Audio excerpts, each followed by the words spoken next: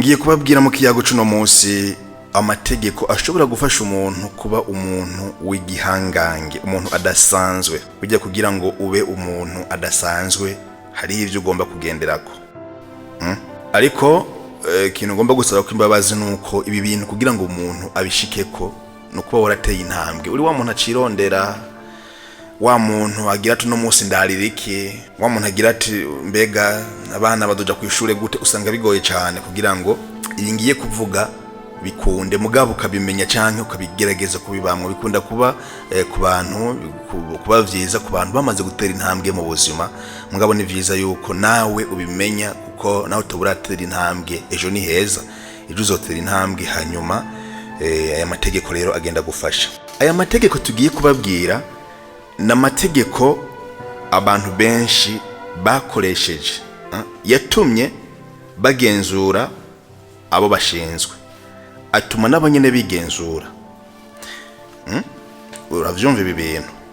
Amategeko agufasha kugenzura abandi nimba arabushinzwe, ariko nawe akagufasha kwigenzura. Yagiye akoreshwa rero novuga nk'abanyepolitike bari yakoresheje cyane mu kugenzura abo bashinzwe, abo barongoye. Abanyamigambwe barayakoresha cyane, abanyamadini barayakoresha mu kugira ngo bashobore kugenzura neza abayoboke babo, niko novuga, canke abatwita nk'abantu b'ibihangange, les influenceurs, kugira ngo bashobore kugenzura neza abafana babo. Abafana bacu uno munsi bageze ku rugero rungana gute? Aya mategeko barabafasha gose, bagiye bayakoresha abanyepolitike, abanyamadini, ibi bihangange nk'aba influenceurs, abo bantu bamenyekanye mu isi no mu gihugu bagiye babikoresha. Nawe rero ushobora kuyakoresha akagufasha kugenzura abantu muri buno buzima, ukamenya nuko abo namaze kukubwira hari amategeko bakoresha mu kugenzura, ukabimenya, ariko bikanagufasha nawe kugira ngo ushobore kwigenzura. Rero itegeko rya mbere, ntukemere na rimwe yuko umuntu aguha ibintu byagusa. Mwavyumvise? Ntukemere na rimwe yuko umuntu aguha ibintu vy'ubuntu, yaba ibyo kurya, utuntu. Kitabujijwe yuko umuntu ashobora kugufasha mu kintu ukeneye, mugabo umuntu ntaguha utuntu, agomba kuguprofita, agomba kukurondera, agomba kugufata mu minwe, ntaguha utuntu. Ibintu bikorere hanyuma umuntu abiguhe, mugabo ari utuntu dutuma nawe ashobora kukumanipira. Utwo tuntu iyo twakiriye bituma utabigihangange. Uzoba rero utsinze intambara ikomeye cyane mu gihe ushoboye gutsinda utuntu umuntu aguha agomba kukumanipira. Ni ikintu gito canke abujya abarundi barabivuga ngo byagusa bitera ubwenge buke. Burya nuko baba babonye indani ikintu kibirimwo, kumbure nuko bataba bagiye mu mizi ngo umuntu arimo guserangura neza canke babivuge amashuri kwagura uyo mwibutsa. Ubundi harimo ako kantu, ibintu vyagusa n'ibintu vyagusa nyene. Cyane cyane mugabe iyo umuntu abiguhaye agomba kugira ngo agufate mu minwe canke akugenzure. Ubugira kabiri bagira bati ntukigereranye n'abakomeye, ugomba kubigihangange. Reka kwigereranya n'abakomeye, wewe nyene nobe wewe. Reka kwigereranya n'abandi, kuko bajya abandi aho baciye wewe byo kugora canke ntabyo woshobora. Umwe wese bujya kugira ngo shika ahantu afise inzira acamwe. Reka rero kwigereranya n'abandi bantu, wewe nube wewe nyene, iyemera ivyo uri kurakora, ko kutaba wewe ni ikintu kibi cyane. Kwigana abandi ni ibintu bibi cyane, ni kosa rikomeye kwigana abandi. Bigire ko basi, nimba washimye ibyo bariko barakora ubigire ko, mugabo kizire kubigana. Ugomba kuba nka naka. Oya, naka ni namwe bamuvukana canke muri amahasa, uri bukuru undi akaba butoyi. Butoyi ni butoyi nyene, nawe uri bukuru. Nimba hari ibyo ugomba kumwigirako, mwigire ko, mugabo kizire kumwigana. Ubundi ugombye kuba nka naka nyene, ukagomba gukopya ko naka ameze. Mwere bibi cyane kubera yuko birangira biriya bintu uri kurakora bimwitiriwe, uko ntisivye wawe. Sivyo wawe. Bavyumve rero, muvyumve, ugomba kubigihangange. Gerageza ube wewe, ureke kwigana abandi, ubigire ko ni wabona bikenewe, ariko ureke kubabo, ureke kuba na. Ubwa gatatu bavuga ngo ushaka gutanya intama ukubita umwungere. Iyo ugomba ko intama zisanzara ukubita umwungere. Ibi rero barabikoresha abanyepolitike cyane, barabikoresha mu bihugu byinshi. Yego buryo umuntu ayoboye abandi niwe kibazo. Twebwe tubizanye ngaha kuri televiziyo umuvugizi ni kugira ngo muvyumve, mwumve yuko wowe uri imbere y'abandi bantu, wowe uyoboye abandi bantu, menya yuko utari umuntu asanzwe.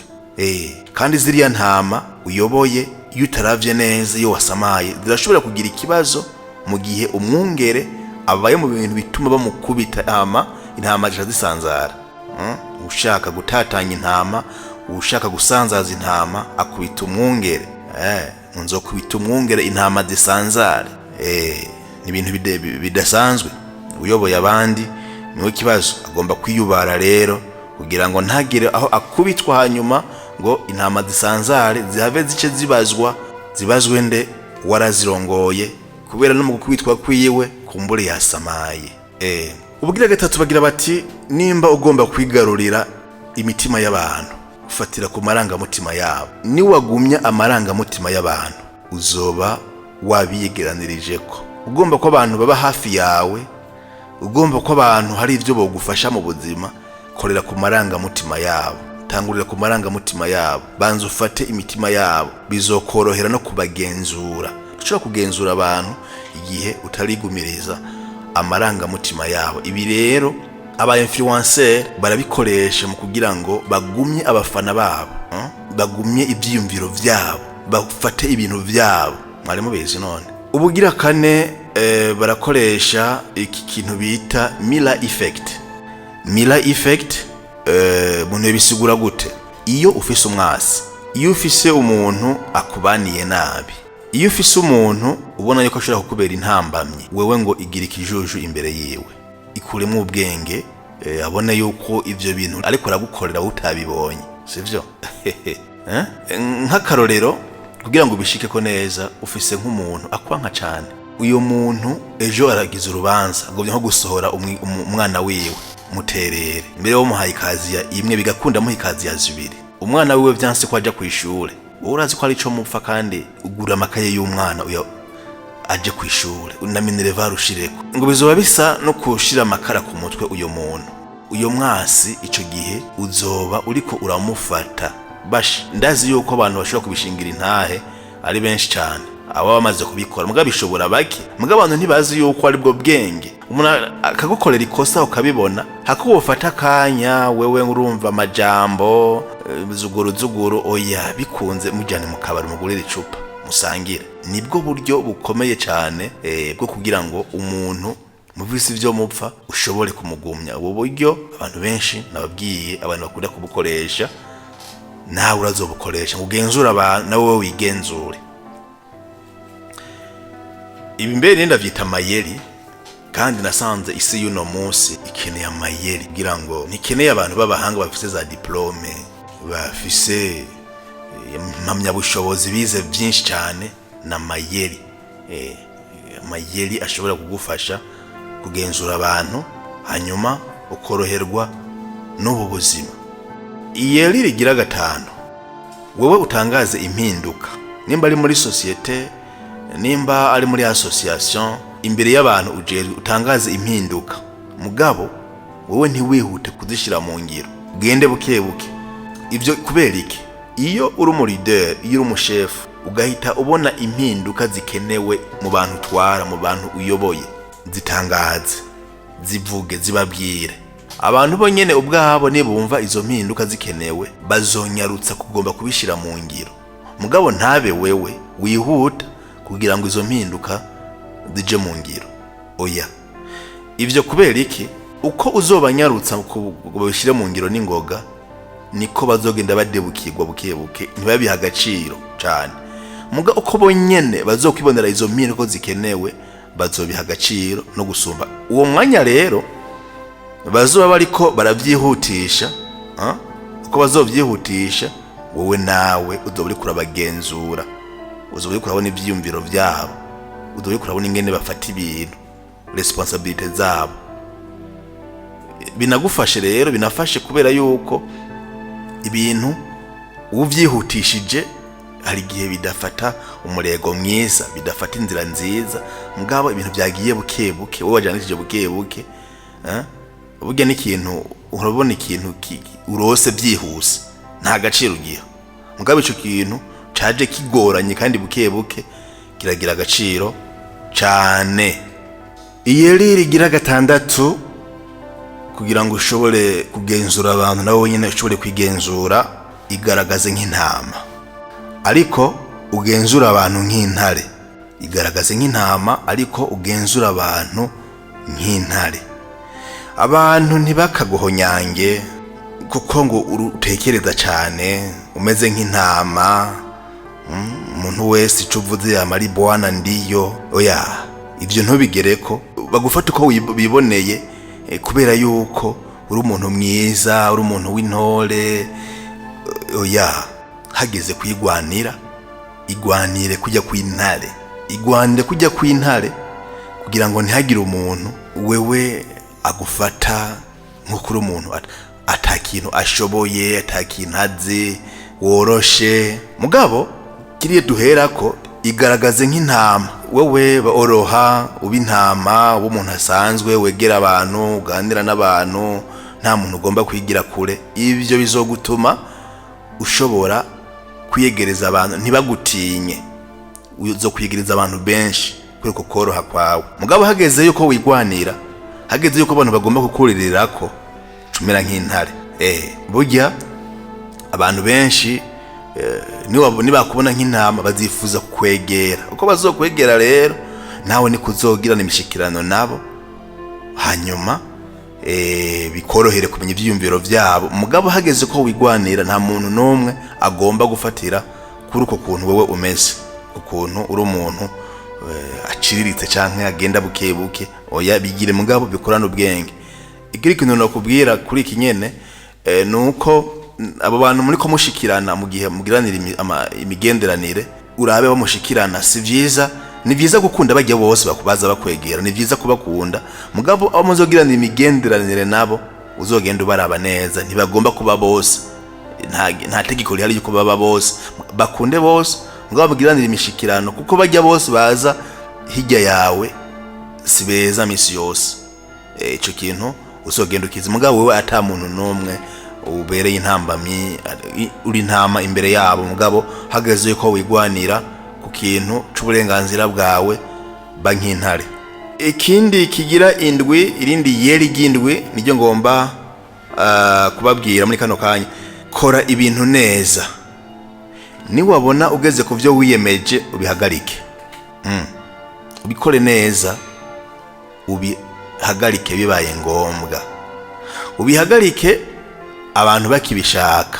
Niwe bikora vyose ukabikorera rimwe, ntibiba vyiza. Intego yawe wigeze kubihagarike, abantu batera inyota.